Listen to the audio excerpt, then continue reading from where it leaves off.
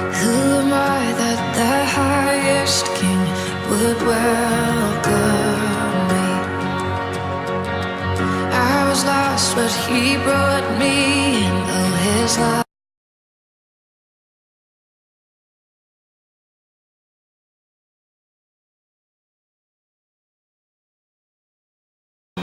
Hi, my name is Toby Ate. What's up? What's going on? This is my wife, Rosalind Buki. Married for 5 years. Hello everyone, my name is Buki. I'm married to this wonderful man. He asked us to actually say how we met.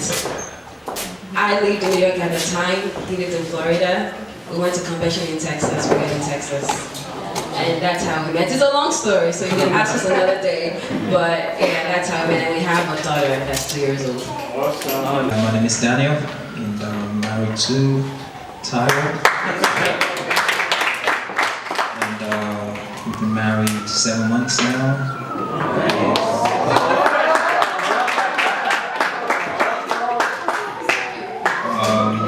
I actually met, I started attending a church that my uncle was going to. I was just like, yeah, I'll just go with you to church, you know, I don't want to stay home. And started attending, saw in the choir.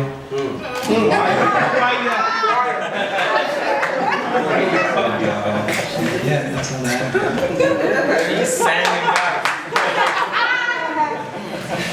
Hello everyone, my name is Tyrone Pablo. I'm married to this wonderful man next to me. We've been married for 7 months, so it'll be 7 months tomorrow to be exact. And we met at my church. He saw me in the choir, like he said, and he actually told me, you're going to be my wife. And I was like, okay. And here we are today. Praise God. Praise God. Joshua Femi Corey, JFK, many of you know. To the glory of God, married to this wonderful woman. Lua Shola Corey, she said yes. I could barely still believe it. She still likes me apparently. And, I think this January made it 14 years.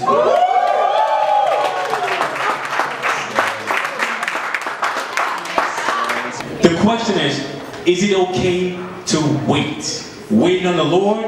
Waiting about sex before marriage? Or is it okay to have sex before marriage?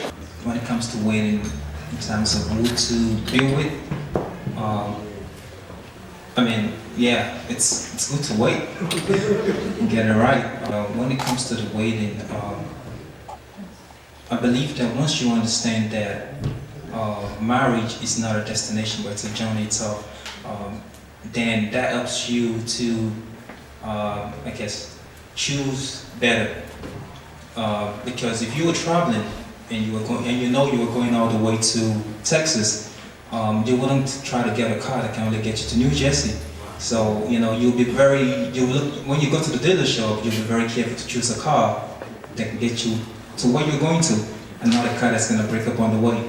So you know, so I'm not just trying to get just anything, because some of us have cars that we use now that whenever we want to travel, we don't use those cars to travel, we go rent a car. So, because we understand that, you know, yeah, I have this car, even though I didn't wait to get what I really wanted, but it's what I can afford for now. So, you know, you don't want to be what somebody else can just afford for now. You want to make sure that you have that car that can get somebody else to a destination. And it's not really a destination, because it's just a connecting up for a car to take you to somewhere else again. You know, so I'll just stop there. When it comes to the issue of waiting, I feel that I've been given a special opportunity by God, amen somebody, to talk about waiting, because basically my wife, can we talk a little bit? Or Yeah. is it okay? Yeah. I mean, my wife is my first and only.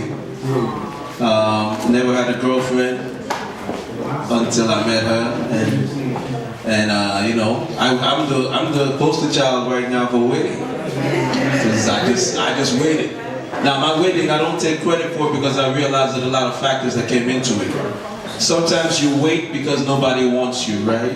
Because nobody want to be with you, so you gotta wait because there's nobody to not wait with. You know what I mean? But then another phase of waiting comes when God tells you you have to wait, and then there's a lot of things that goes into waiting. But what I can say is that waiting has a benefit. Amen. It has a blessing that, you know, I don't know how much we're going to talk about it later, but waiting is good if you can. If God helps you to do it. And you can start waiting even after you have not waited. You know, you can start your waiting now, you know, as God gives you grace. But waiting is good, and I hope it's actually been a blessing listening to all the testimonies of how you guys started. And something you've all mentioned was like, I knew that this was the one. But how did you know that you were sincerely ready for a partner?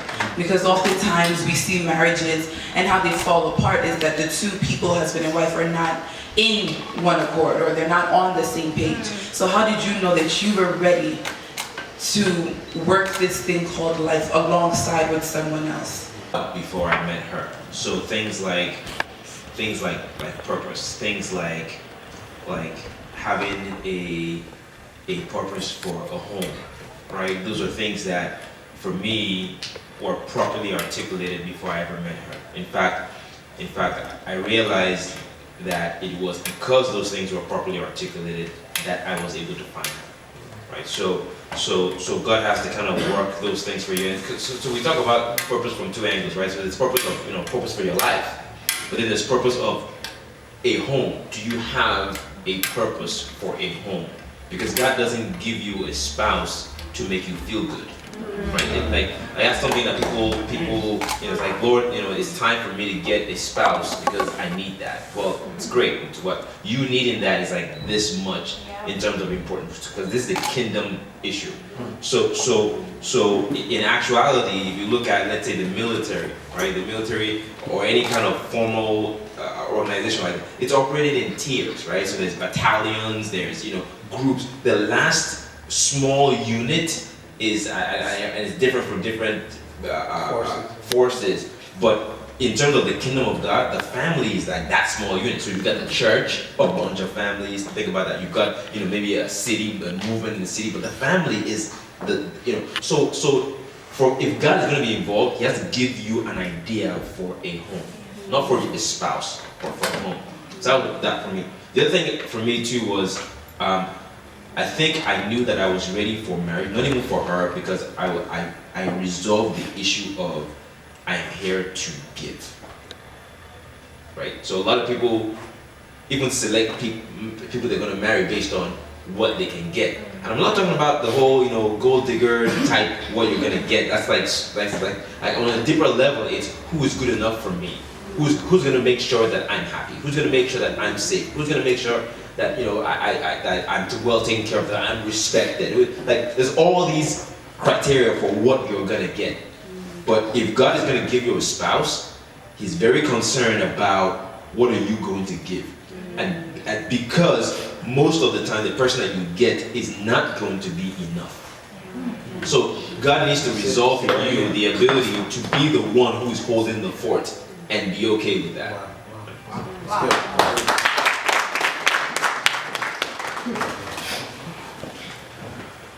Yeah, so just on that, on readiness, like you said, is a very powerful thing. What I usually like to tell people is this, like I posted something recently online.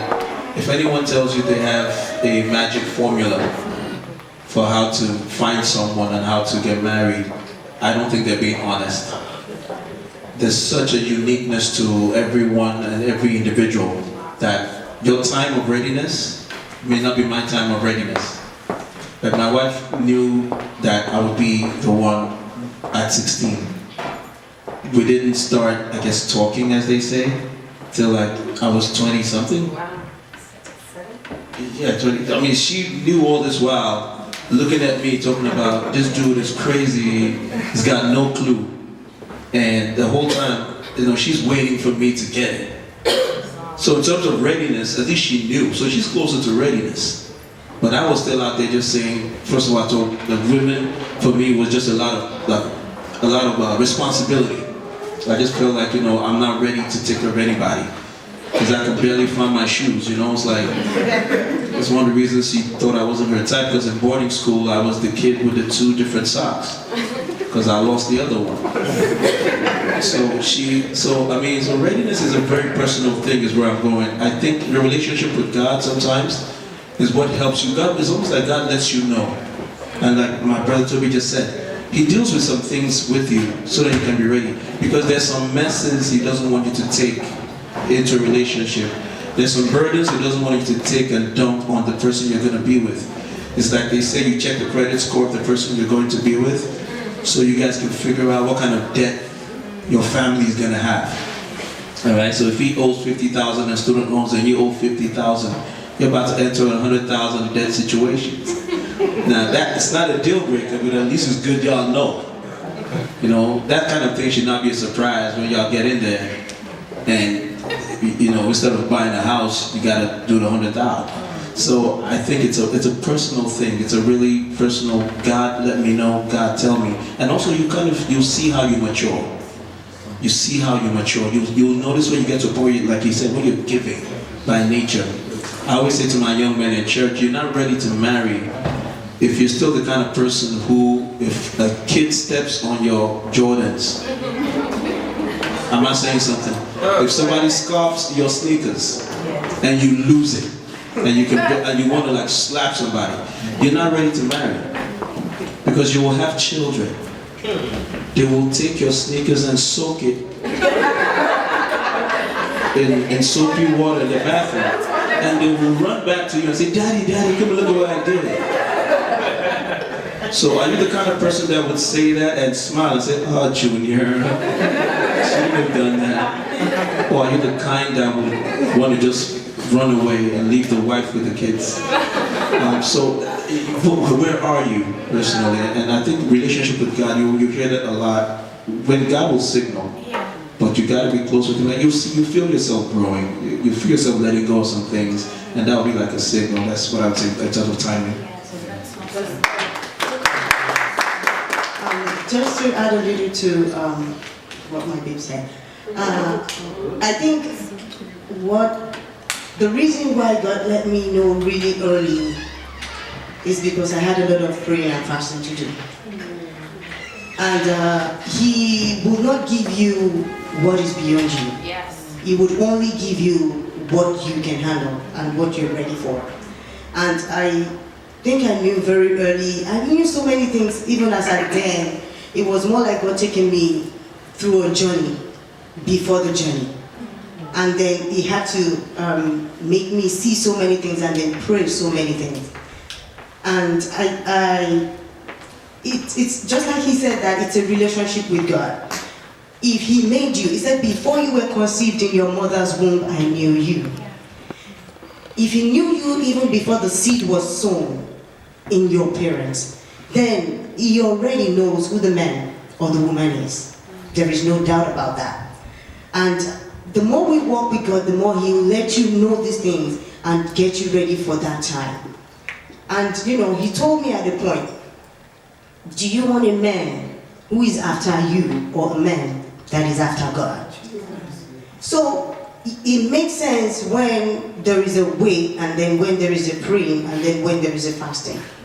I'm a Yoruba girl, and the Yoruba people usually say fast so that you don't fast, or pray so that you don't pray. So there is a time for praying and there is a time for fasting, and there is a time to reap the reward of the praying and the fasting. So it's trying to tell God and say, God, what is coming up for me? A lot of us look at marriage, just like our brother said, as what we want to get from it.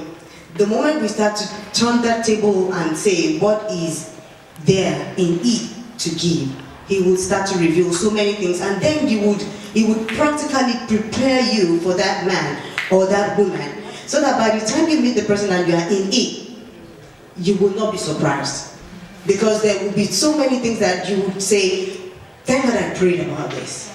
Oh, I see why I prayed about this, and you will be settled. Amen.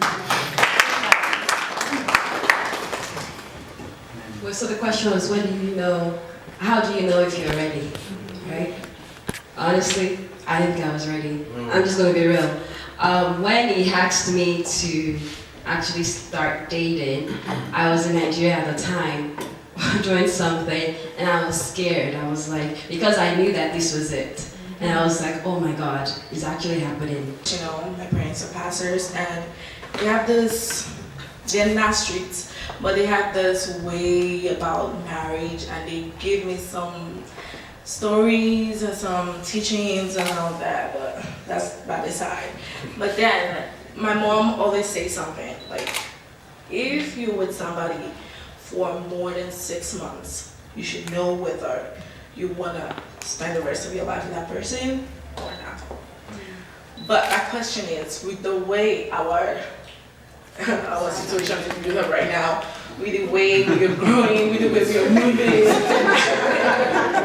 I just want to ask, like, because this is not like, obviously it's more of a personal question, but then it's more like a general question because I've asked my friends like a lot. And I'm like, I see people that have been dating for like 3 years, and I'm like, are you, what, like, why are you guys still dating for like 3 years, like nothing is happening?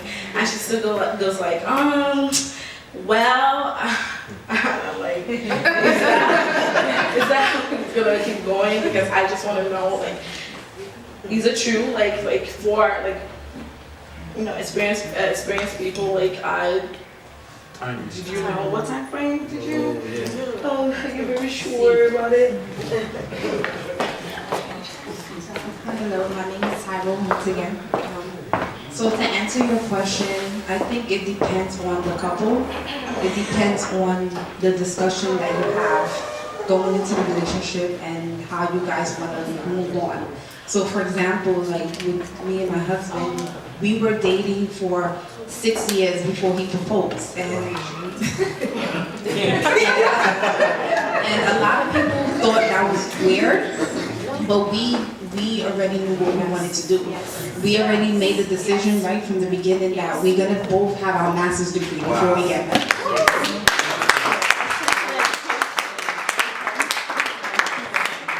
So pretty much the outside world was always like in our ears, like get married already. And I was more like, we made a decision and we're gonna follow it. And he finished his master's in 2015, I finished mine in 2016, he proposed in 2015, we married in 2017. So we was real about finishing our master's degree before we got married. So it depends on the relationship that you have with your spouse, and you have to have that discussion. So there's no specific thing. You know, okay, so there's something that's really, really important. And I was talking to some people today, and we're sharing the fact that many times we're more afraid of the perception of people than we are of the perception of God. Right. And sometimes the pressure that we feel, most of the time, and I said this quite a lot even in the past events, they are imported. They're not legitimate pressures. So it's almost like we say, yes, Lord, I will do whatever you want, as long as you don't make me look like a fool. It's like, Lord, I'll follow you, whatever you want, as long as it makes me look good, as long as it doesn't make me look like I'm crazy. But that's the whole idea of following God, is that there is a risk of getting crazy. Yeah. So you got. I love what I was saying. So that there was an agreement, and if you cannot, while dating, without faith there can be no marriage. And I'm not talking about without faith there can be no wedding ceremony. That's not what I'm saying. There's a difference there. There's a difference. Without faith, you can have marriage ceremony all you want, but without faith, there can be no marriage. Meaning that you have to have the capacity to leave certain things unfigured out. So not everything has to be figured out up front. And I get that a lot, especially from my sisters. I want to make sure that we know where we're going. Side note, you need to separate if this is fear talking or if this is God talking, because there's a way that if in those 6 years he was completely inconsistent in behavior, then there is an alignment between this is too long and he's inconsistent. Now you have something to work with. But if the character of the person is working towards your agreed destination, then you will put unreasonable pressure that you don't need. And if you can't handle some of that pressure now, please believe me, you will not handle it well in marriage. The fact that there's a ring on your finger doesn't automatically remove your anxiety to have everything figured out. And in the future, you will keep saying that it's your spouse that's not providing this security, but in reality, the problem is you. Is that you can't exist in a place where it feels like limbo. The whole thing about following God is being comfortable in limbo.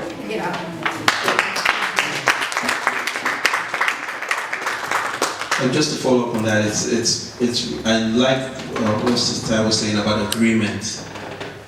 Just being in the same place mentally. I feel like even as a spouse to someone, it's my obligation to be in agreement with them.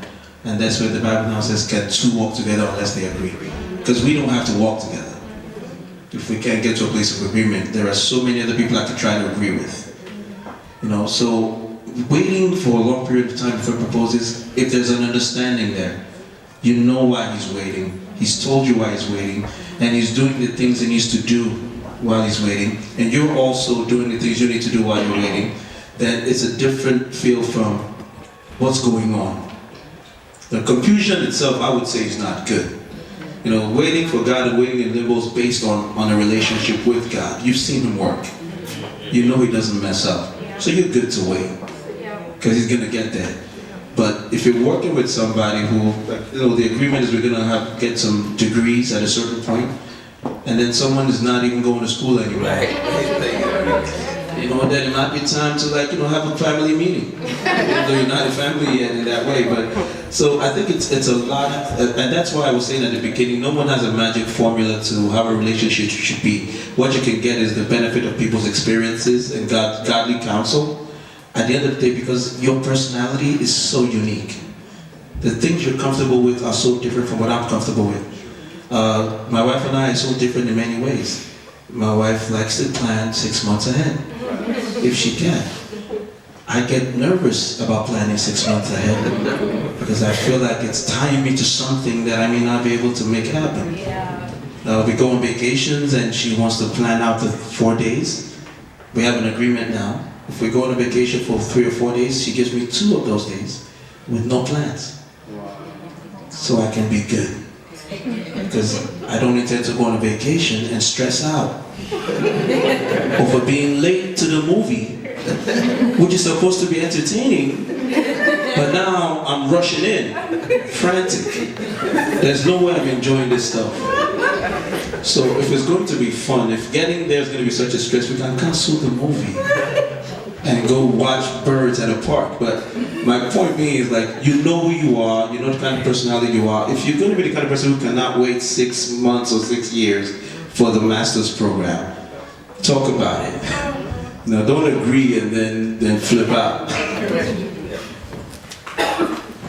Let's put your hands together for bro. Thank you. So let me set this real quick, because I know that a lot of people date, right? And the goal when you're dating is to make sure that we keep our body holy when we're dating. If this is a godly audience, you know, so you can wait that long, but I know me as a person that I'm attracted to her, and that's where chemistry comes in. So, be real. No, exactly. Let's keep it real. We're gonna talk, right? Let's keep it real. I knew what I had, and I knew for me personally, I can't wait for 3 or 4 years. My body can't wait. You know? Look at bro, Mike. You're talking passion. No, I'm serious. You waited already. You know? So maybe you can't see. I knew, right? In Nigeria, I used to go to a Cyber Cafe. I'm not sure if you ever know where that is. You know? I have 5 naira. I got 5 minutes to check the hi-fi profile, no Facebook thing. Right? Hi-fi, anybody know what hi-fi? Exactly. Check. I have about 10 minutes to to check her profile. Send her an email. Check a body posture if it's exactly what I want. And I'm zooming in. I remember when God spoke to me. Listen, I'm just confirming. I'm just confirming what God gave to me. If it fits the product, you know. And she was in London. She used to come watch me speak in Nigeria. You know, she was a fan. And I'm like, oh my God, she's not here. I'm preaching. Oh my goodness. Where's she at? You know, she went to London. So I remember after the service was over, I went and she had, their dad had a business center. You know, you go do computer work and all that. I just saw her sister. I'm like, where's Junior? Oh, she went to London. I'm like, London? You know, I remember praying to God when I was preaching. There's somebody here today. God's going to bless your family and home and all of that. And truthfully, she was that person. Our family was that person. Because God blessed our family throughout that whole period. And everybody went to London. I only saw her sister. So I said, you know, how can I connect with her? She said, I can't give you a phone number, but I can give you an email address. So she gave me an email address, and we started talking. And, you know, throughout the whole process, God blessed me that I also moved to America. So when I got to America, I said, listen, I'm closer to you. I know back then I've been looking at Jack guy, you know, and the funny thing is that my wife accent changed too when she got to London, you know. So I'm like, gosh, you're not gonna marry me, you know. I know what God told me. So I said, you know, I'm in America, I'm in New York. Come on, let's make this happen. And she was still playing hard to get, you know. I don't know why, but the reality was, I was dating, she was dating. Because I knew at 16, you probably wanted to know what it felt to go to the movie with somebody.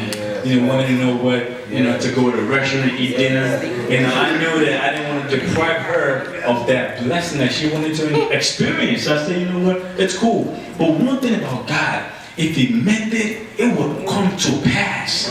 If God said that word, I don't care where she's at, it's going to come to reality. You know, that's what matters. What is God saying in our relationship? What is God saying about us? I don't care what it says about Pastor Femi or Brother Dan. What is God saying about me and you? Because you know what? That's what matters. So, she got London, but our relationship didn't work out.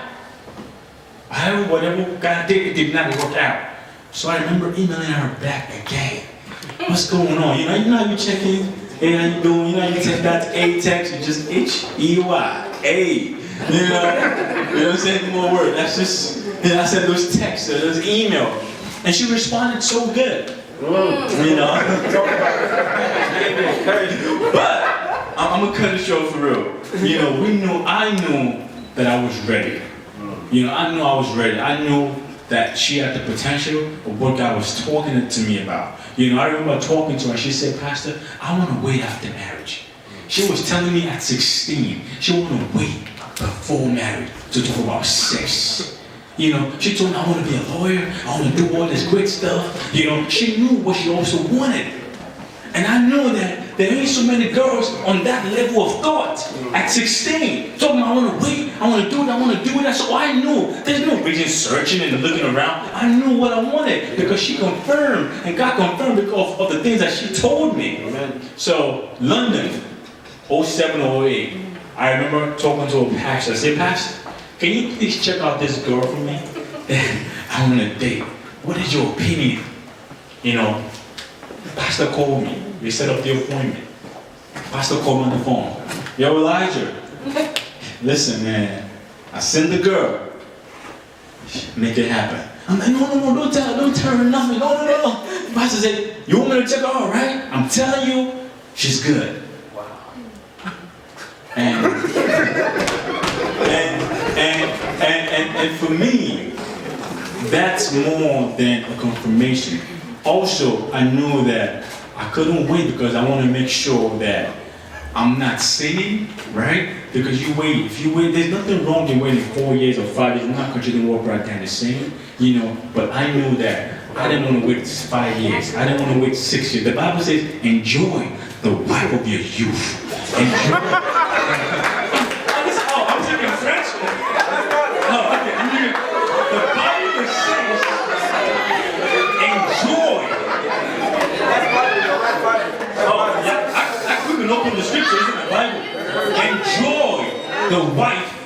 your youth. With a lost, a soft lips. You know, I'm not going to go into details, but enjoy the wife of your youth. When my back is strong, when my posture is good, enjoy the wife of your youth. Listen, I go to London and visit, right? I'm only making this real short so I can get all the perspective. I go to London to visit in London. And my wife could say that as a testimony. The daddy's in the living room, somewhere in the bedroom. You know, my wife, she's checking, you know, we're having a conversation. She's in the living room, our brother's somewhere. We had enough time to make things happen. We had the opportunity to see. We had the privilege, the freedom to do it, to have sex. But the word that we knew would never permit us to do those stuff because we want God to bless in our relationship. We wanted God to be part from the beginning to the ending. We wanted to be very involved in that. So the temptation was there. The attraction was crazy. You know? Give us like a little nugget, and then we'll throw the questions to the audience. Whoever has questions, and we'll be out of here. Hallelujah. Amen. I believe we've all been blessed with what we've heard so far. If that's you, give God a shout. Amen.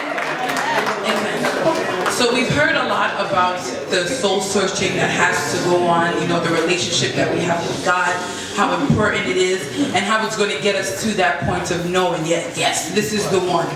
This is the one God has laid out for me. But just like it was rightfully said earlier, we are all unfinished products. So how do you now deal with the gift that God has given you after the wedding day? When you figure out,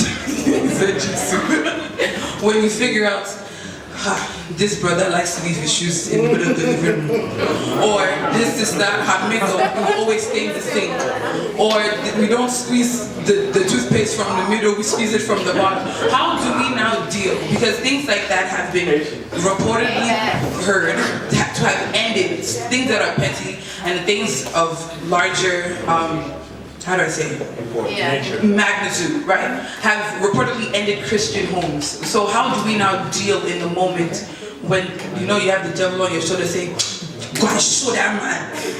And the Spirit of God, the Holy Spirit is doing that sweet whisper, go and cool down. How do you now deal with situations like that? It takes patience. It takes God. Like she said something now, my husband still does it. I still love him. I still do. Sometimes you just have to ignore some things because, like she said, some things are high magnitude where you actually literally have to go down on your feet and pray to God to sort out the situation.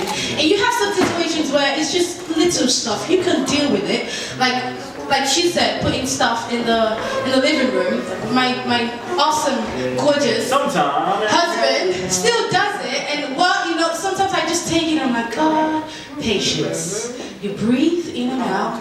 Let it go. That's the person you married. Let it go. It's going to get better. You let it go. And there's some things that you cannot let go, but you have to go to God. Like I said, no one is perfect. You're bound to make mistakes. And if you think you cannot make mistakes, you're like too perfect, that's when you're actually going to fall. We all need God.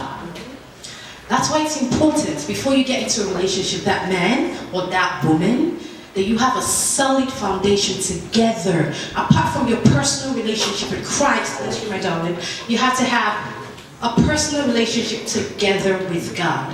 Because when those situations comes up when you get married, that literally you're not supposed to be talking to mom and dad about, or your best friend about, because you don't really know their intentions for you, you have to go down on your feet and go to God and tell God, help my spouse be better, or help my spouse listen to me when I'm nagging or when it feels like I'm complaining about the same thing over and over again and it's driving me nuts. Listen to God. He got this covered. He always does. And that's all I have to say. That's good. Thank you.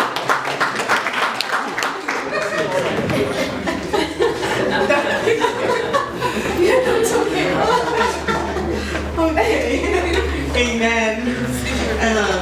I want to shift the table around a little. You know, when it comes to things like that, we usually turn to the men and say, yes, the men, yes, the men. But it's a two-way street, you know, just like we have it on the flag, you can play the game. We're two in this boat. So both parties have a shortcoming. Even if he's not talking about it, and he's not nagging about it, and he looks at it and he moves on, that does not mean that we women don't have that short part of us. You know, it's true we always acknowledge the men. Most of the time, we flag that of the men. But we ladies should also have it at the back of our minds that there is something we do that he might not like, even if he's not whining every time. My husband said something a while ago, you know, because you grow. The wonderful thing about marriage is that you grow every day. Every year you grow. So you don't want to let it go. Don't be loose about it. Don't take it for granted. Don't say I'm married and that's it. No, we're growing every day. We're changing every day. Can you imagine if your 5-year-old still acts like a 5-year-old when they're 15? You'll be worried. The same thing happens to the marriage. You know, so we grow every day, and you have to always remember that. He said to me, because I am. They say I have like the OCD syndrome. Not OCD, you know. He always says that, you know, I nitpick, you know, and a lot of women nitpick because we were brought up to do that. Sorry, that's the truth. Sorry, what? Nitpick. Nitpicking. I don't want the socks there, and I want the floor to be clean. When I say clean, not like clean. You know, I have all that. And he says it's okay, but there was a day I think he got up and then it was like, oh, you know, if this house is very, very clean, and the house is very, very neat, and everything is sparkling, will you be very happy? I was like, oh my God, I'll be so happy. I'll be on top of the world. But then he went over and then he said, then no one is going to be living in it with you. Because the house will be so clean, and then everybody will be walking on their toes. Why? Because they don't want nothing to be dirty, and because they don't want to make you upset. So it clicked in my head at that point that it's good for the house to be clean. But if it's a little dirty, then it's fine. It's okay. Okay, especially when you have two boys like my boys, 11 and 8, there is no way. So it's a two-way street. So when you're in that journey, always make sure that you give each other the slack. You ease off, you know, on each other. And another thing I also wanted to talk about is communication. Communication. We have to talk. We have to talk. We have to talk. When I say talk, for us, it's a two-way street. We are not animals. Animals will bark at each other, and they do not listen to each other. When you look at the dogs communicate, they will bark at each other and then everybody walks away. But human beings, we need to talk and we need to listen. So communication is both talking and listening. For a marriage to be successful, for it to work out, we need to be able to express ourselves. Don't hold back. Sit together on the table, talk about things, and listen to each other. That is the hard part of it. The talking is usually easy, but the listening, because most of the time men shut down when women are talking. It's very easy. Women have a tendency to listen more, and God trained us with kids. Once you start having kids, you won't have a choice but to learn to listen, because they talk and then when they're babies they blab. You don't understand what they're saying. But a mother would always say, oh, he wants water, but men don't always listen. So you need to take time to don't shut down when she's trying to say those things. Try to listen. And if you don't understand, I learned one thing. I learned to say, so what do you really want? Or what do you really want me to do? There might be a whole long talk, but what is all the long talk? What do you really want me to do? It might just be a case of, can we just stop planning this and let's just let the day go? Okay, that's the whole story. So I hope that would help us. Hi everyone.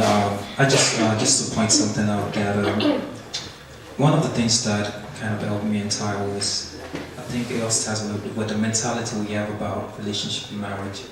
And for us, we, even from second year into dating, we have this mentality that we get into something we cannot get out of.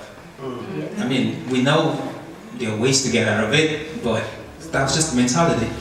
And even being in marriage, once you understand that there's no door, no exit, you're always forced to fix it. I mean, you don't have a choice, you know.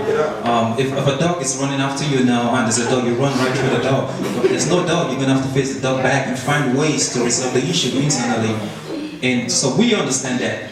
And I know this is what I'm gonna deal with when I get on my night the next day. So I'm forced to, I don't have a choice, you know.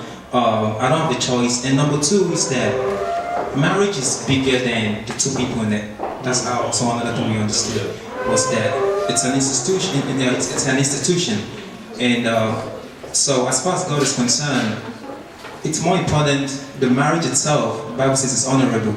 It's more important to God than the two people that are in the marriage itself. So if you understand that, for example, you're working for a firm and you have a co-worker and you guys have to get a job done. And then you guys have a misunderstanding. Because you know you still have to get the job done for the company, you guys are still forced to work together because it's bigger than both of you. It's about a bigger vision.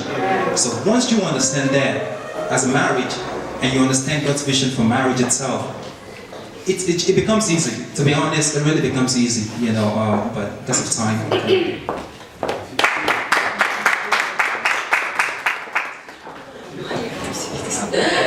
She's asking me where I perceive that. Yeah. I think for me, it's more about, you know, like you rightly said, it's not just one way, it's both ways. When you get into marriage, there are things about yourself that you need to change. Like my husband says, marriage is like a mirror. You look at yourself, and if you're not honest with yourself, then you're just lying. There are things that I know I'm not good at and that he picks out, and I have to be at a stage where I'm like, okay, I received that and I will change that. But if you're single and you cannot even receive criticism, then how are you going to go into marriage and someone tells you, oh, pick up your socks, do this, and you're not able to do it because you're like, why are you telling me that? And they're like, you know, you have to be able to receive that. So it's like a mirror, you know, we all go into marriage, we're not perfect. But going there as, you know, God is still working on us. So there's this thing that everybody says, oh, I have to be perfect before I go into marriage. That's not true. You're still a work in progress. So, just real quick, a couple of things. You're going to be given a spouse to change you. Like the notion that, because I hear this from people all the time when they have a spouse and it's very uncomfortable when the spouse is trying to change you. But you can't get a dog and it won't change you. Go get a dog. See if your schedule doesn't change, your life doesn't, your definition of cleanness. Like that's a dog. Like a pet, get a lizard, and it will change you. But no, you want to get another human being, but you don't want to change. Like that, like how do you do this to yourself? How do we think these things? So you know, A, you're going to be given a spouse to change you. Two, I wrote down here, you have to learn to complete the cycle. And man, we don't have enough time.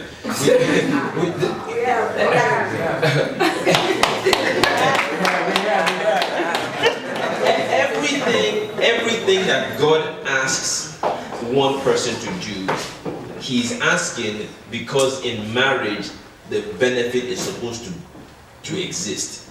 So God tells the man that he should leave his father and his mother and he should cleave to his wife. He's not just telling the man that so the man can just be suffering. What he's saying to the man is, I bet you that if you do this, what you find there will be better than where you came from. So he tells the woman to submit, for example. He's not just doing that because she's certainly worth less value. She's saying this. He's actually asking for, am I capable of reciprocating in the way that will honor God? So do that. And lastly, you know, I call it the thesis of marriage. And what that is that if you're going for a doctorate program you have to do what's called defending your and that is that what that means is that you have to prove to the institution that what you say that you have studied and that what you say you have researched is actually something that you can defend. That it is actually true, that you have complete understanding of what you are talking about. Marriage is like a thesis defense for the Bible. So you go into marriage and you're happy, but you don't understand that there is where the test comes. Because we have what's the word? We have a very good impression of ourselves. We think very highly of ourselves. Why? Because it's easier for you to do when you're single because there's no mirror. You are your own standard. Like, oh, am I a clean person? Oh, yeah. Am I a patient person? Yeah. There's no mirror. But God brings someone, like we talk about all the time, mirror. God brings someone, and all of a sudden, the standards that you use to measure yourself are no longer useful. You now have to measure yourself through the eyes of somebody else. And if you're resistant to change, you cannot have a fulfilling marriage. Because that God is not only interested in your happiness in marriage. He's not only interested in your happiness, he's interested in your growth. Amen. That means that he's going to give you somebody who by nature is going to make you uncomfortable. The idea is that, God is going to give you somebody who's going to make you uncomfortable. The idea is that he does it and you can be uncomfortable in a safe environment. You see, it's one thing to be uncomfortable in an emotionally unsafe environment, but it's one thing to be uncomfortable in an emotionally and spiritually safe environment. That means that I should be able to call my wife out and say, honey, this is not your area of strength. And it needs to change. Without her feeling like, well, why are you talking to me that way? Because if I don't, nobody else will. Right, yes. Because you go out there and people have this, they see this facade. I see the reality. This has to change. And guess what? She has to be able to pull me as after I've done all the, going to speak, this and that, feeling very hot about myself. And then over dinner, she's like, don't do this again. And I think, don't do it. And my response should be, wow, okay, great, thanks. But tell me more. And she'll be like, this. The way I'm like, you were actually paying attention? Maybe a bit too much. So you have to. She said you have to be able to receive that stuff. God is not interested in your happiness alone. God, when I'm married, I'll be happy. That's not the whole idea. God is interested in your growth. Why? So that at the end of the day, when all this is over, He has assigned somebody to help you become closer to Him. Amen. And your imperfect nature that you think you have so intact, it is about to be shredded in marriage. It's like it's so dangerous. It's so like things like I hear things like I want a godly woman. Careful, bro. Take a chill. Like careful. Because if God gives you a God-fearing woman, trust me, somebody's going to talk to you in ways nobody has ever talked to you before. Somebody's going to bring out stuff out of you that all those, I'm a man, that stuff has to go. Oh, I want a godly man. I want a godly man. Girlfriend, chill out. Because if you're married to a godly man, you can't be number one. Like I hope you understand that. I want a man who can make it.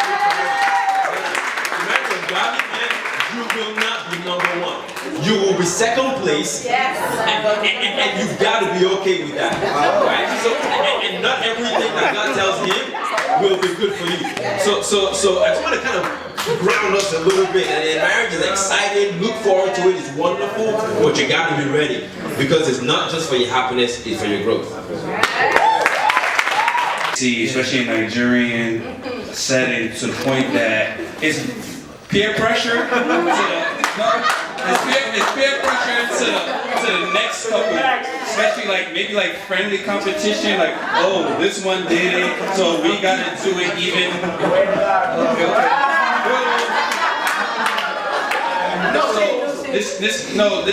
It's just a peer pressure to the next couple. They gotta do, especially if you guys are in the same circle. So it's two questions.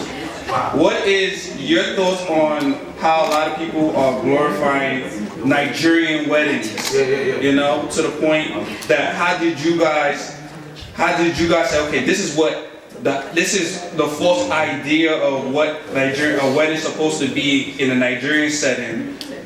How did you guys make decisions about, but this is what we're gonna do in our wedding?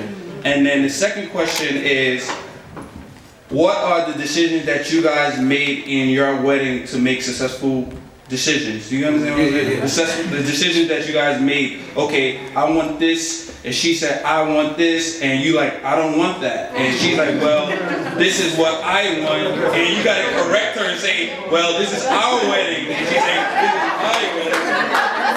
No, I want to make it clear because I know a lot of people want to know.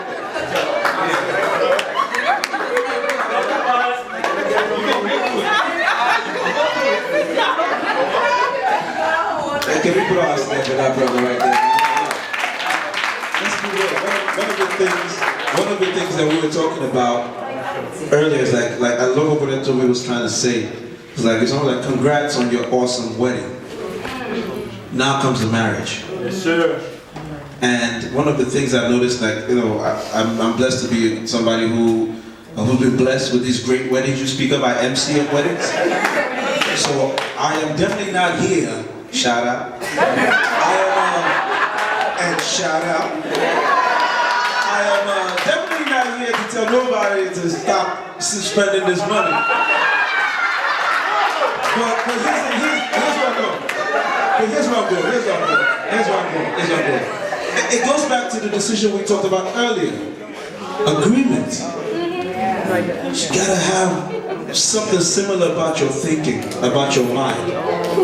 I mean, my wife and I, the way it happened for us, like I said, like I told you, like I don't know, there's no time, but I went to Nigeria because I heard not just the one brother talking to her. I went to Nigeria just to say, I'm here. Yes, sir. I wanted her family to see me. I wanted her dad to know I'm serious. I'm not married in America. I'm not one of those cats who doesn't come back. I needed to do that because I realized she was at the point where she was beginning to have to fend off people telling her, what are you doing? I mean, they had people coming to her house trying to ask for her hand and marry, like guys with Mercedes Benzes, which is huge to me because I don't have one. But that was happening for her. So I had to go home like, I'm real. I'm in second year law school. I'm broke right now. But we're working on it, and I want to come back big. I'm going to come back. I'm going to do it. I talked to her father. I'm like, Daddy, I'm coming back big time with money from America. We're going to do this. Exchange rate is perfect, and we're going to do this. But then her pops looked at me and he goes, you realize that she doesn't need any of that. That's what set me up. I went home in 2004. I saw my guys from my church out here, my family. I left here not telling anybody I was going to get married because that was not the plan. And trust Nigerian mothers. As soon as her father asked me, do you want to marry her? Well, at that point, she had actually welcomed me in Abuja with this egusi soup that she made. That egusi soup changed my whole perspective. So I knew she was the one, but the confirmation. So to get to your point because of time, her dad said, do you want to marry her? I said, yes, sir. He said, do you want to marry her soon? I said, yes. He says, you don't have to do anything.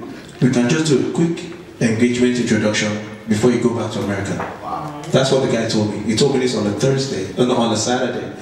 And I said, I'm down. Like, I don't have much, but between me and my pops, we can get it done. And then the next thing I know, once he told her mom, and when I got back to my house and I told my mom, I did not know this. It seems like Nigerian mothers who are waiting for their children to marry, they have a magic suitcase. My mother and her mother got together, they planned the traditional wedding in 5 days, flat. It was a Thursday morning registry situation. Now my pops is prominent in the church and is now leading that church, but nobody knew, but people who didn't know who just heard. They showed up at the registry, determined that they would drive with us wherever we are driving. We ended up with about 250 guests. Wow. Unplanned, no IV, not a Thursday morning. We got to the house, they were waiting, thank God for her auntie who caters. My point, that was not a wedding we planned at all. That was a wedding that happened to us. You know? But so the point being, it could work because for me and her, the basic question was, do we want to do this? Yes. yes, I want to do this like yesterday. Now, the decisions of what to wear, you're right, you have to be in agreement. And you have to decide, everyone else is secondary. As an MC, I can tell you that I've seen grooms and brides struggle on the wedding day because the mom and her friends want to interject things into the event program that's going to keep the bride and groom from having time with their friends. It's not, it should be. And for the guy, I do tell my guys to calm down a little bit and just let her have that day. I just, you know what? No, here's my point. Here's my point. It goes to what Brother Toby was saying. It's a test. It's a test for your marriage. I know somebody, I'm going to finish now. My brother, it's a test for your marriage. It's a test for your marriage. You have to prioritize. You have to decide what's worth arguing about. What's worth fighting about? You have to. I tell my grooms, is it better for you to win an argument and sleep on the couch? So, I mean, there's some things that it's not a big deal. The wedding day, baby, what do you want? Literally, I'll be like, can I handle the DJ and the music? That's my thing. Can you let me have that? Or the food, like whatever you do, pounded jam has to be on the menu. That's all. I mean, you're not going in trying to be like, yeah, I'm part of this too. Nah, it's not a struggle. It's like, I mean, as a dude, I'm like, what do you want? You love this woman. She's everything you need right now. If they told you there's no wedding, carry her to the registry and you can take her home, you'd be like, yes. I just want the girl at the end of the party. I don't want all this long stuff. So what I say, just brother to brother, just be good in terms of let her run it. Take a few things that are important to you, like your boy's got to be there, the best man's got to give a toast, little things like that. But let everything else flow through how she's feeling. That's your first sign, letting her know I'm all about you. You know, and at the end of the night, I don't want nothing on my wedding night messing up, you know what I mean? She's gotta be happy, man, so every time I'll be happy, you know what I mean? So, but please keep the big weddings coming. Just bring that. Just be in agreement, and make sure you can afford it.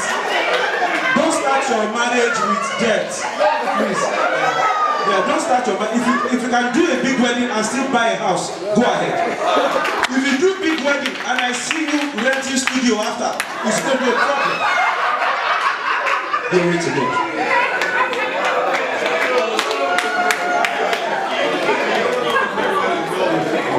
I feel like this could go on and on, and I understand the pressure. The fact is that there's always going to be something that's pressuring you, especially with our generation, right? There's always Instagram, there's always Facebook, everybody's always doing something. So if it's somebody else's wedding that's pressuring you, then it's the house that they're going to buy, then it's the car that they're driving. So if you're not comfortable with where you are now, then you're going to just fall at everything. A couple of things, right? You have to stand firm in your decision. So we had a small wedding, and that's because that's what we wanted. Sorry, define small. Less than 40 people at our wedding. Got married in Mexico. And Wait, you didn't hear it. You got married in Mexico. And so 40 people. Wow. Yeah. And initially, our parents were saying, why Mexico? They have drugs in Mexico. We want to carry us to Mexico. But we knew that that's what we wanted. That's what we could afford. We weren't trying to like impress anybody. But at the end of the day, they all loved it. Everybody who was at our wedding, they always want to go back. Because that's a decision that we made and we prayed on. And talking about the planning process, you don't want your husband to be a spectator at your wedding. You guys are meant to be at the wedding together, enjoy the process together. So when we were planning the wedding, you know, I mean, he had a lot of say, and that didn't bother me at all, because I mean, it's our wedding, it's not my wedding. And if you wanted something a certain way, then we'll walk about it and we'll talk it out. But it's not, you know, what I say a lot these days is that, you know, it's just about the lady. The proposal, the wedding, the honeymoon, everything is about the lady. And then you get into the marriage and it's a whole different story. And the husband is like, well, it was all about you, now can it be all about me? So you have to be careful not to allow the things that you see pressure you, because something else will eventually pressure you if you can't get over this now. Wow, that's good. This is, man, this topic gets me. When you asked that question, I was like, oh man. So, the response. Remember what we talked about, what I said earlier about the response, right? So God asks him to do exactly that. Oh, baby, what do you need? What do you need? It's not because the man doesn't have any needs. He does, and what God is, see, as a woman, you gotta be woke. You gotta be alert. There's a response. If he's saying, babe, wedding, what do you want? You gotta be awake. Your response should be, oh, I'd like this, but to be awake enough to say, hold on, pause. What do you want? Because those are the kind of moments, I mean, he might not even have a response, oh, I want this, I want that, I want this, but the fact that you're making that a priority when he is trying to make you a priority, that completes the cycle. That is now what makes it easy for him to continue to do that. Don't just be good at receiving. I mean, ladies are great at, oh my God, you're so wonderful, you're such a great man. Great, they're experts at receiving. You gotta be awake. Because everything that God, see, men and women have the same needs. I hear a lot of, we have different needs. My take on the matter is that we have exactly the same needs, just in different order. Many times, God will ask me as a man to do something first for you. Not to erase my need, but that the need that you have that I am meeting for you, you will return to me. So if we have two needs, right, A and B, your priority is B, my priority is A. I should do B first because that's your priority. But because of that, you should make A priority. That's what completes the cycle. When it comes to pressure, we had to, I mean, are you kidding me? I've been to Mexico. She's never been to Mexico. I mean, our parents were like, we have people in Nigeria. But what are you going to do? Who is this? Is she from Mexico? Who is this? But it was like, this is like incredible. So look, if you cannot figure this out in agreement, your marriage, your wedding planning is actually a very important pace setter for your marriage. I heard of a story of a young man who was put through hell trying to get the girl. Her parents put him through all kinds of dowry stuff. Oh my goodness! I mean, the man was he nearly lost it all. Got the girl. A few months later, domestic violence occurred. And what was his first reaction? It was almost like the pain of getting you. I'm not over it yet. And now I'm asking for dinner, and you're talking about you're tired. It's cute and funny now, but because you see, it's never right to do what he did. Can we? Yes. Of course, I'm not saying that. But pain is real. Yes. How people express the pain is that we can say it's wrong or right, but the pain there is real. No man should, as a woman, no man should marry you and be facing any kind of regret. No man should, I love what he said, no man should marry you and then he's a spectator at your wedding. Why? Because you'll be a spectator in your home.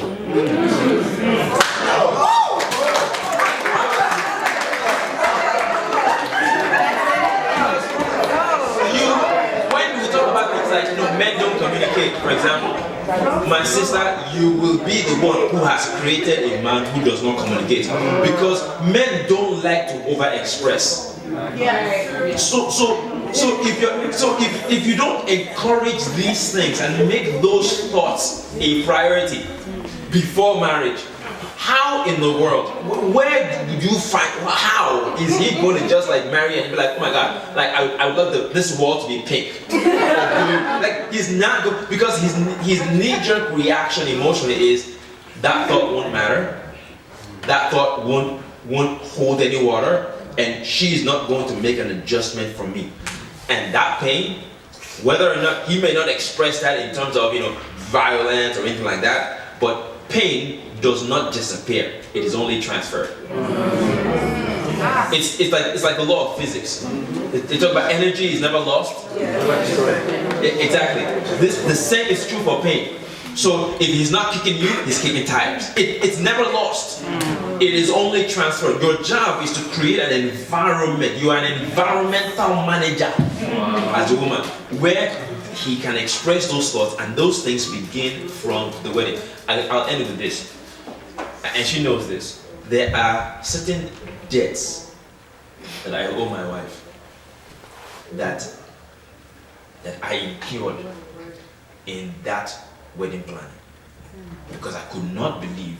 In fact, one of the things that even took that long was like, I don't know if she's gonna receive what I have right now. And the adjustments she made. Let me just give you one tidbit, because sometimes I reflect on these things. We got married December 15th, 2012. When I moved to New York September of that year. The first, that was when I was working in corporate America. I moved to New York September, and I said, okay, you know what? I want to really do this, like, I just met me, relationships. I want to really, really get into this stuff. Would you believe that 2 weeks exactly, no, 10 days before our wedding, I had my first relationship event. 10 days. Now, I know you're probably wondering, what does that have to do? Which bride normally 10 days wants to be diverting money that is not there to do a relationship event?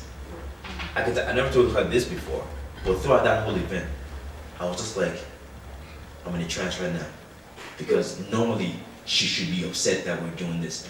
Like, so that prioritizing me. That's just one example. Everything from the kind of, she's going jewelry shopping, her ring, this and that, all her dress. Oh my God, I can tell you stories for days. I look at stuff like that and I'm like, that was an investment in me, and I will pay it for life. Because those are moments that society tells you that you should be number one. And yet you turn around and you give it to me, I will pay forever. That's what I'm saying. Like, you gotta be awake. Like, don't let society define all these things for you, because, like I was saying with some folks, some of you were there at some of the last event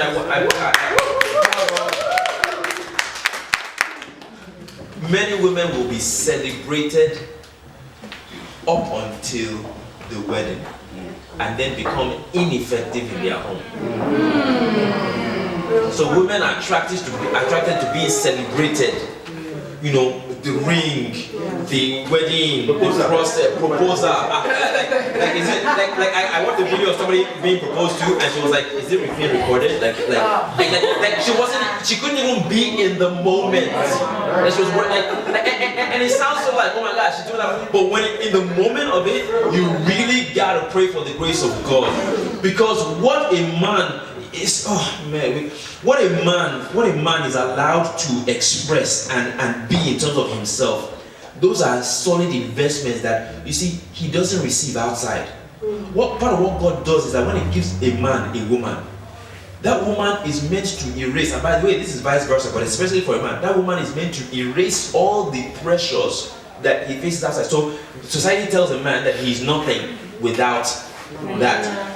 God gives that man a woman to cancel that impression, so that when he comes home, he can say, wow, they've told me, everyone I've run into out there has not even validated me, but I can come home and get that.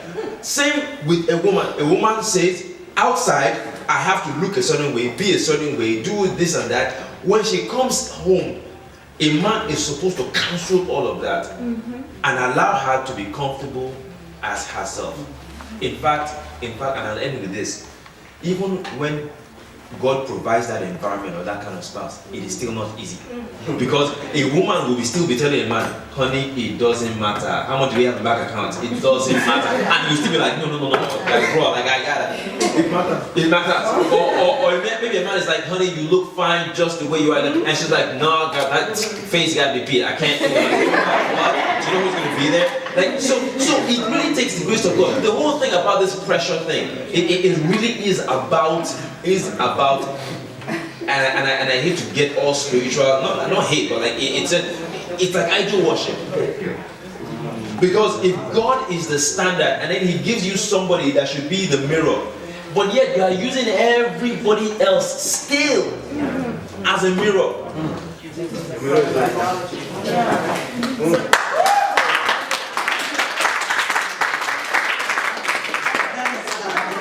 Great and it's wonderful. You know, and you said something, you mentioned that word slightly, and I just want to go back to that word, death.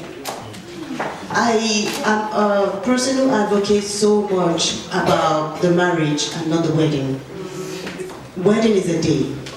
It's a day. It's just a day.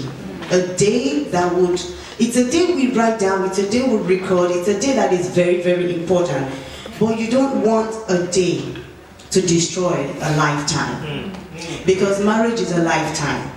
And I would keep saying one thing, I've said it to some people and they've been mad at me, and I would keep still saying it, that it's a problem in the Nigerian community. That's how I see it. The wedding facade and it's a problem. Why? A lot of these people cannot feed their homes. A lot of these people are in poverty. They're gonna use the money and then pick the clothes, and then you see the pictures and then you see everything. What happens after the wedding day? I am a kind of person that believes in put the money together and set up the young couple. It's a young couple. They're just starting their lives. It's something new. Set them up, and then they will keep praying for you for life. We want to celebrate it. If you have a lot of money, it's okay to still celebrate. Do the gown, spend the money, use the money, but don't forget, don't get in a debt. That's where I'm going. Do not owe for a wedding day.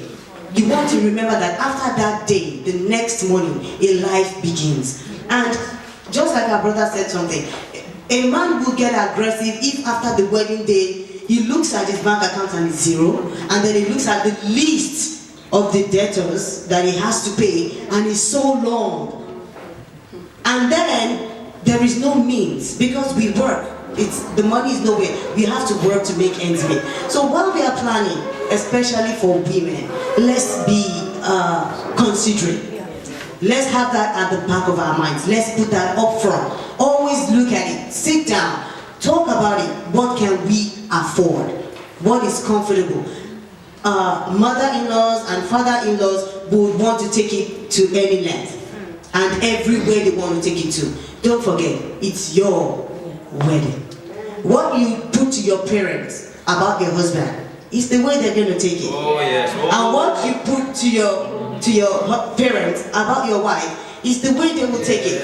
And if you let them understand that this is what we want, they wouldn't have a choice but to go with what you want.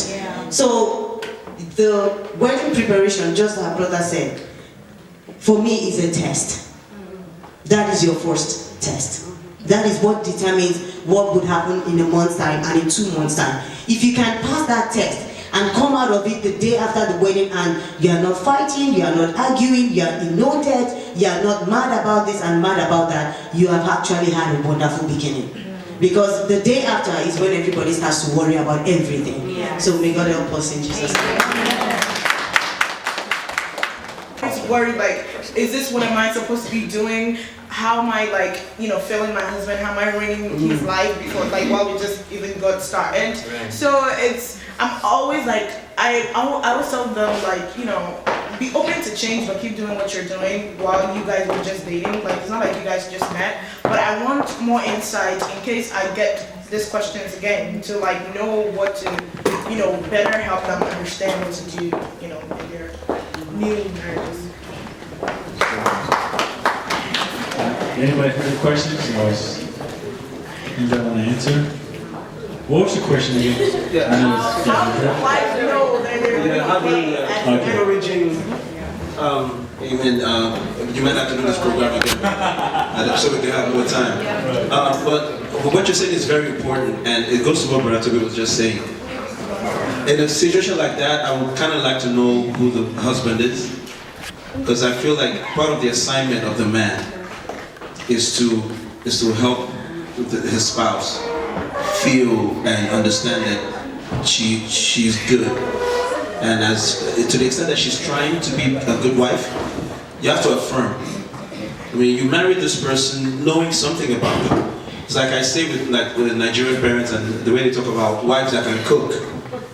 And I say, cooking is good. But if the dude married you knowing that you're not a good cook, then it's on him to be okay while you're figuring that out.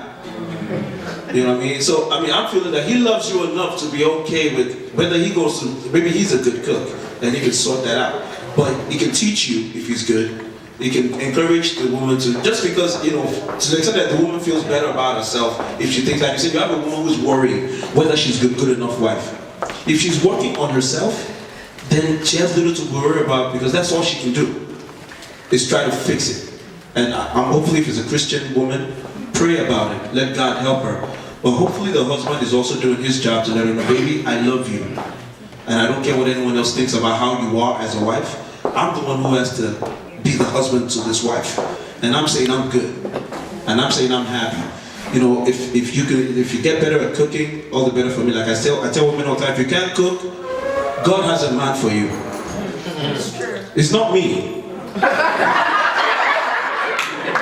But he's out there. You know what I mean? Because there's somebody for everybody. There's somebody. My wife wanted a tall brother. God, she had to take an L on that. Like, that's not happening. God literally looked for the one dude that wasn't tall.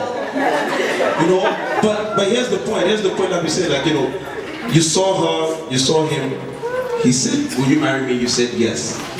There's an understanding created there. In all your imperfection, you're mine and I'm yours.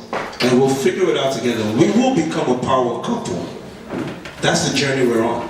And we're going to get there. So, the encouragement is to just let her know she's doing okay, as long as she's trying to get better. If you ever get a chance for anyone to I don't know if it's inappropriate, but I wish that the husband has to be a part of that conversation.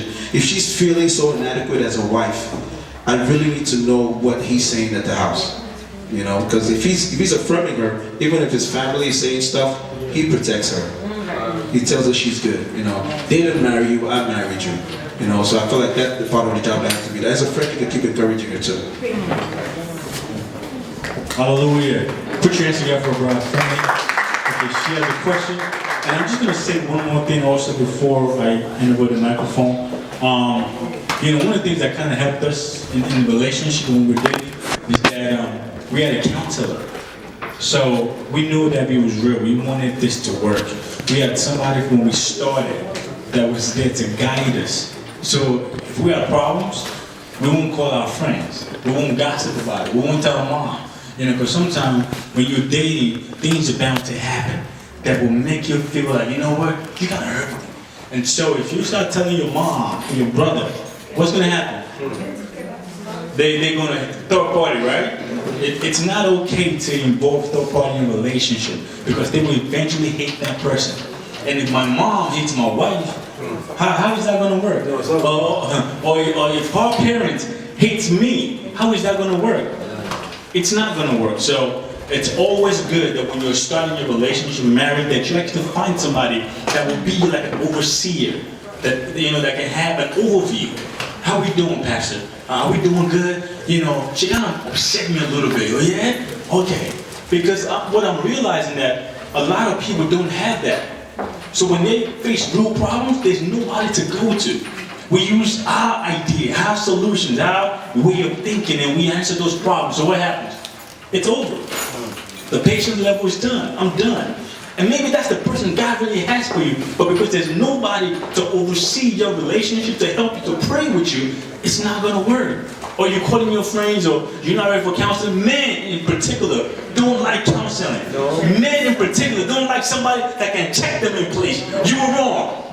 I got people that want to reach out to me as a young pastor. Oh, Pastor, can you help us out? But the brother don't want to talk. Don't want nothing to talk about. Don't want to be part of it. So you know what happened? It's over. And I'm like, yo, come see us now. Let's talk. Let's talk. And I'm begging you to talk about your problems or your situations. And I want to help you out. You're making me feel bad that I'm trying to help. Like, it's kind of like, yo, Pastor, step away. And 2 years later, they broke up. and they could have been so perfect together. Good credit, good income, doing good, good chemistry, all of that. I'm like, oh my God, y'all could have been awesome. I'm not just a Christian, but I can say I'm really trying to walk that walk.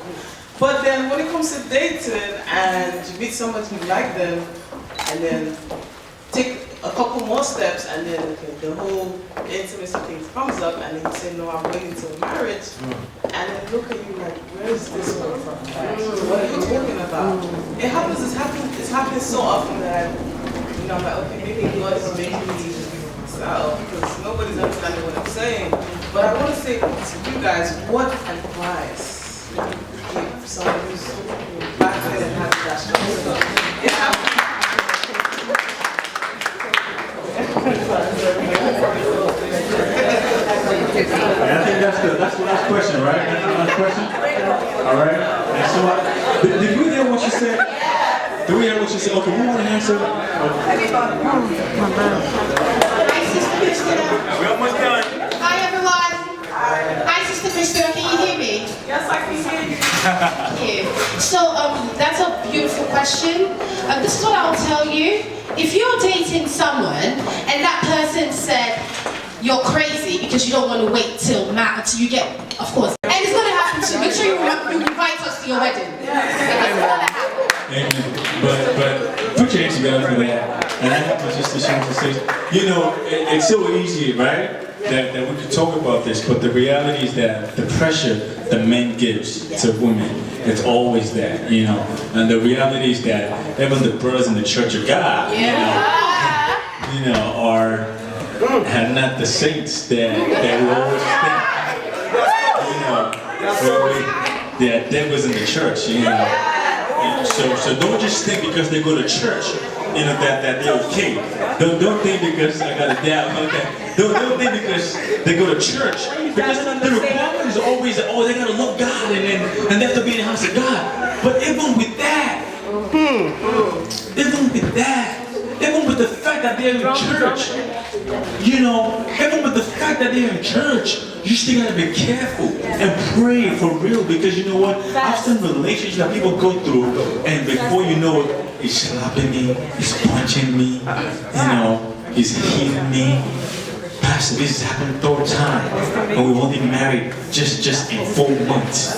I'm getting beat. Relationship you're in right now. You're not talking about the past relationship you've been in, whereby you've had those challenges, because those are real. Like, I feel like we didn't go really deep with that answer. I'm sorry, but I feel like it would be such a big thing in our generation, whereby especially the men, they don't want to wait. So please go in, please go in, because it's such a real question. Like, my youth in my church, as a youth leader, I mean, I'm not married, but they bring these things to your attention all the time. Even myself, I've been in a situation where I'm like, you know, I don't have a tool for this. Like, what do we do? Like, please. Want to look at it, I want to talk about the pressure, not the weight. Because yes, we've been talking about the weight, and God has really given some of us the grace of weight. I want to say it's a grace, and we have to pray for that grace. You want to talk to God and tell God to help me. I always say one thing: if a car has a problem, you take the car back to the manufacturer.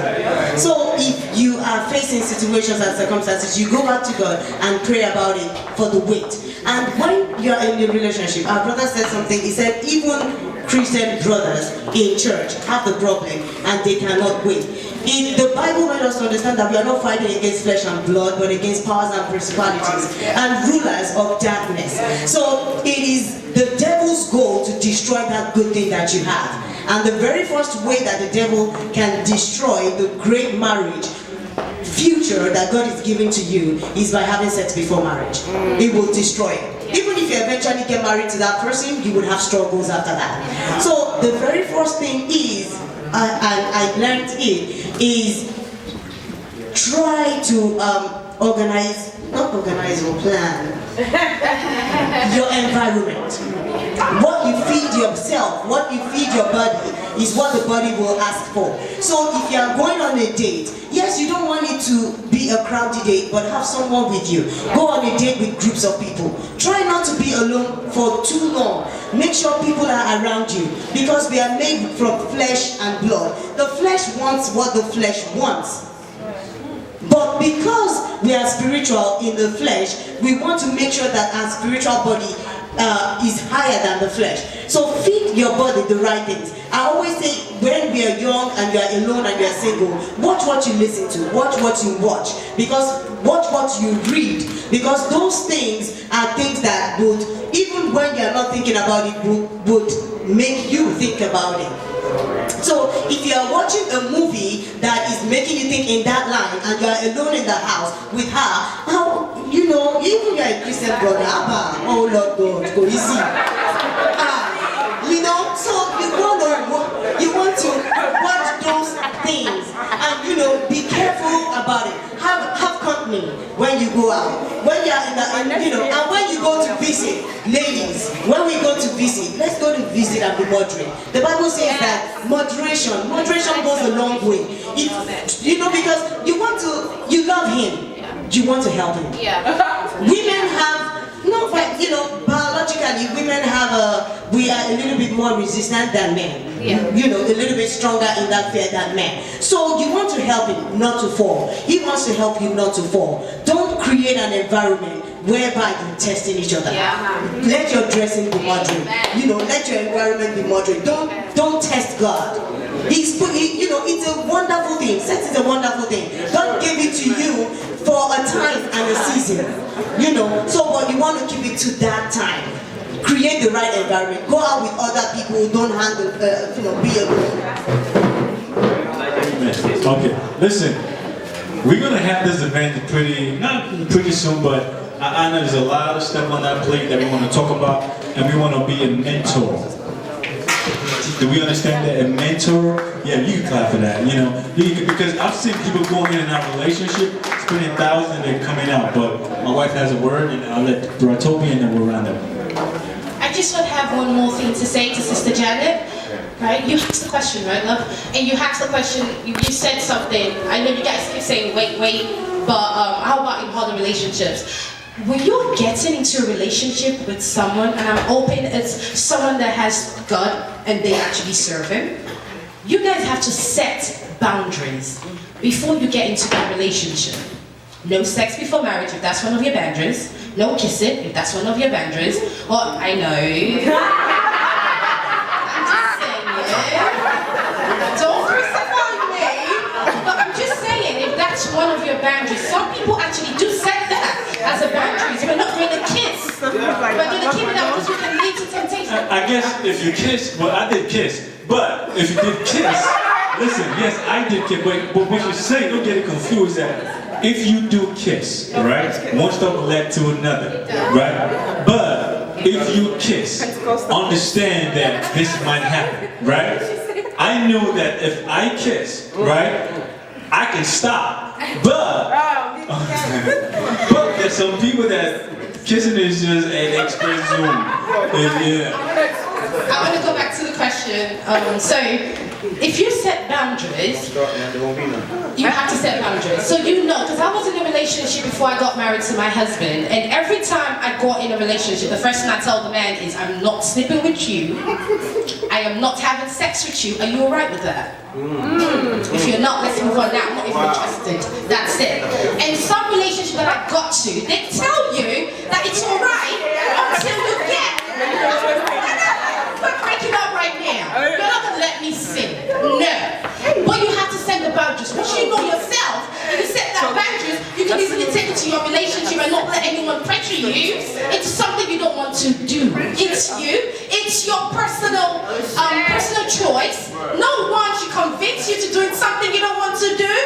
No, you're grown up. That's it. And one more thing, and I'm done. Is one more thing, love, I'm sorry. My darling sister Janet, tell your youth, tell them that when you have a relationship with God, it's so beautiful being in love with Christ, that when it's the right time and it's the right person, it is going to be so clear it's going to be so obvious that they don't need to be confused. Tell them that. The relationship with God is key. In this generation, no one preaches God anymore. We want to be Christians, but we don't act like it. We act like we're just regular people. No, we are separated for Christ. That means a lot. We cannot be doing what the world is doing. No. So when you have that relationship and you have God, oh my God, it's so beautiful. Like I tell God and I tell my husband sometimes, when I want God to reveal something about you to me that I know you're not telling.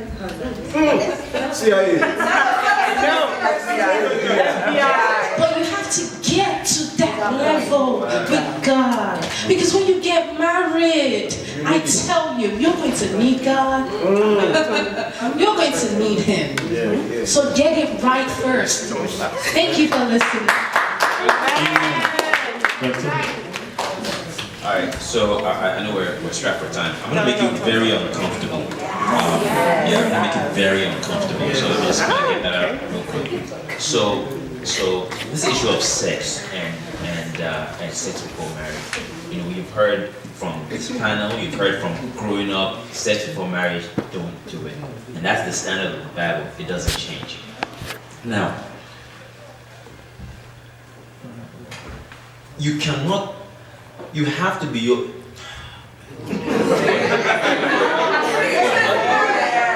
Look. As a woman, especially, let me deal with the ladies first. You gotta understand empathy. You have to really understand what is going on. Sometimes the standards that you say that men should hold up to, you couldn't hold up to it in a million years. I'm gonna make you very uncomfortable. So to say that a man should not desire to have sex with you sounds philosophically sexy. It's nice. But the reality is that if he were to tell you, all right, great, we're gonna date for a year, I'm not gonna meet your emotional needs. Don't ask me to hug you, hold you, because I don't want to sin. I don't want to get anything started. Don't ask me to hug you. Don't ask me to hold you. Don't ask me to be there for you, hold you close when you're having a bad day. Like, if you can deal with that, then you can ask me not to feel like having sex. So in other words, don't be so shocked at when a man is feeling attracted to you. That's like, you can't ask a dog, hey, when you come, leave your tail at the door. Why? Because when you really understand what's happening, you date a man for 2 years, what you're really asking, let's step all the way back, is that you're saying, you should meet my primary need for 2 years without your primary need being met. And then I'll let you know in 2 years when you ask me if I want to actually continue. Like, that's what's happening. So you need to have a little bit of empathy about that. For a man that is feeling sexually attracted to you is not in sin. Let me say that one more time. A man that is feeling sexually attracted to you is not in sin. He's following the protocol of heaven. Adam saw Eve and said, whoa, this one right here, this is bone of my, I can know this, I cannot want. So don't be so caught up with and feel like men are somehow, because they're Christians, they should not feel like having sex. That's like saying, like a man saying to you that because you're a Christian woman, all your emotional, all that emotional stuff, you want me to make you number one. God is my number one. What are you talking about? I'll see you in 6 months. I know you're the woman, but I'll see you in 6 months. And so let's understand what we're saying here. So God really has to help you to have that grace of empathy. Look, part of the job is that God needs to give you the grace to help the man to postpone the pleasure, not to eliminate it. Because that's where the grace and the wisdom of God comes in for you as a woman. Because at the end of the day, you're going to want this man to want to sleep with you. You're going to want this. So why are you punishing him now for feeling like it? So it's not a matter of that because a man is a Christian, he somehow doesn't want to have sex. That's not going to happen. What you're looking for is a man who's temporarily impotent. What are you looking for? Don't be a hypocrite against yourself. that God help my man and myself, help us to create an environment where that thing doesn't happen. Let me throw one more highly uncomfortable element in for you. Okay? As a woman, we talk about the standards for men because the way that God deals with men is very black and white. Don't do this, don't do that. But trust me, the cycle that we talk about remains. There are many women who are married who are cheaters. But it is not for sex. Because you see, each one has to measure, we have to measure each other by the primary need we have. If your primary need was sex, we'd be in trouble. God knew what he was doing. But guess what? Your primary need is emotional connection. So guess what? You're not sleeping around, but you are cheating all over town. You leave home, a lot of women go home, they receive compliments on the train, you know, the guy's opening the door, they got work husbands. But hey, you're not doing nothing. You're not doing nothing. You accept, you know, you go somewhere, a gentleman wants to do, what do you call it? He's just being a gentleman. You're cheating. Why? Because everywhere you go, you are getting your emotional tank being filled. But guess what God tells men? God tells men that if he only even looks, that he's sick. Could you live up to that standard? If you even emotionally feel any kind of like, oh my God, thank you, that was so nice, you've sinned, could you live up to that? So let's understand the balance of the matter here. Just because a Christian man feels like having sex doesn't mean that he's in sin. The Bible, so that's why the Bible asks him to really, we ask him to put some boundaries in place to postpone the pleasure, not to eliminate it. Not to eliminate it. So be very careful. Don't write off a man simply because he feels like having sex. You need to help. That's where the wisdom comes. Abigail, I'll end with this.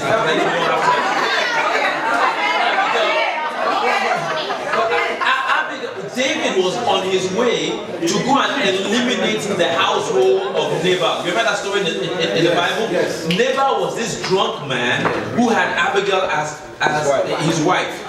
And he disrespected David. David gathered a whole bunch of men and rode towards Nabal's home in intent to eliminate his home. What did Abigail do? She rode towards him and she told him, she said, David, you don't want to be the kind of king that when you actually become king, people will now say anytime he gets angry, he just kills. And David was like, that's so wise. Like in other words, what I'm feeling is real. But you have helped me to make sense of what I'm feeling so that I don't mess up a future that is yet to come. If young man still feels that he is respected, that you are attracted to him, that he shouldn't feel terrible for having an attraction for you, you can now actually help him to make it there. But if you don't have that, then you are punishing him for the very thing that you are going to ask for. You're a hypocrite. Sorry, please, I want to just, for 5 minutes, no, 2 minutes, I'm sorry, 30 seconds, we don't have much time. You are saying something, I started something, I didn't finish it, and you brought me back to it. Everyone talks about waiting and being good. Like you said something at the end of your question when the mic was being taken away. You said, I don't have the tools. There is this thing, even for the guys, waiting, even after, like Brother Toby said, and Brother Toby has just solved half of the problems of the nations. If the sisters understand that part of their assignment is to help these men channel this superpower.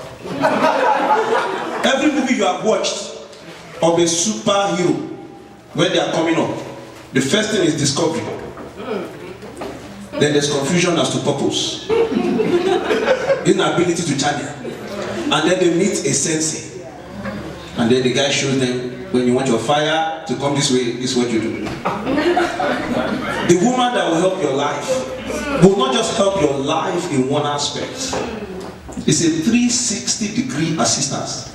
That is why she's the help that is meet for you. And the expectation is that with this woman, you will not need another. And so the woman, she's your whisperer. You have a desire, you're feeling a certain way, and that's why you go to parties, be careful. I personally don't go to clubs and stuff because I can't handle myself. And I know that already. I don't drink either because I'll be that guy on top of the table. I know that. So I would rather not start nothing. So there'll be nothing. You need this woman to help you channel, baby, this is how I'm feeling right now. I can't even lie. Like to keep it real? Yeah, like, I'm feeling like, I'm looking at you right now. It's been a couple of days I've been looking at you. I'm trying to stay strong. I know what Brother Toby said in the Bible study, but all that's not making sense right now. That's what I'm trying to say. You know what I mean? So, you have that moment. The hope is that both of y'all are not on fire at the same time. That's the prayer point. So one of y'all could be the bucket of water. And so you're like, baby, I know what you need, but let's do this right now. I'm going to step away. I am going to step away, and I need you to, if you love me. Hopefully you are talking to somebody who values you more than your body. Yes. That it's a bigger prize. I tell my wife, I'm a lawyer. Arguing is like one of those things that you learn. They teach you to be an arguer. But it took me a while to learn. It's 40 years, and I just this year picked up new lessons about how arguing is useless if it does not push your marriage forward. So when it comes to this sexual thing, brothers, this part is for us. Jesus saves. He can heal every challenge. Amen. Sexual desire and the desire for all kinds of things, they are not outside of the basket of deliverance that Jesus offers. We treat that part as though Jesus can help us with that. That's not how it goes. I mean, I learned some things this year about how the Bible says, let every man, he said, possess your vessel. There's a possession of the vessel that happens with spiritual maturity. What the devil does is to, first of all, make you think it is futile to try. Very good. That's the argument. Yes. Sexual desire and, going to, there's no time. Self-gratification. I know I can use big words to cover things that would be uncomfortable. Self-gratification, as we know it, for people to take care of themselves. Those are things that society makes it seem like they're important, they're necessary. Everybody's doing it right now. Don't feel bad. I mean, the guy next door, exactly the same thing. The guy on the train, you're looking at each other, you are both guilty. Here's the thing. Jesus can help with that too. I've come to learn that if you make it a priority in terms of what you tell your father, and this is just not for marriage, it's for ministry. You're going to be a pastor, you're going to be a prayer warrior. Sex is one of the easiest things for the devil to push in thought to keep you from praying. But the Holy Ghost himself can literally capture that spirit itself. It's what will help you. Cheating in marriage, there's no formula to avoid it. Unless you don't see another woman. There are people you see at your job every day that you need to bind the devil. Don't be afraid to do it. Set the enemy on fire. When I came to this country, I entered the train. Holy Ghost saved, water baptized, ready to fight. I entered the train and I saw some women enter the train. I just came to America. I said, yes. This is the people they have sent. I see you. And I began to pray to bind every spirit of fornication riding over New York, because I know they have sent you. So, but it's a combination of what Toby said. It's a natural desire. God has a system to channel it. Let everybody be responsible to go to God to help them channel. And if you love her, you will do the work it requires to channel. And if you know that kissing will be an issue, baby, do not. You're 5 feet. You're too close. I'm gonna need you to go over there so I can be all right. You know yourself. Don't play games. You know what's the problem. It's time, I mean.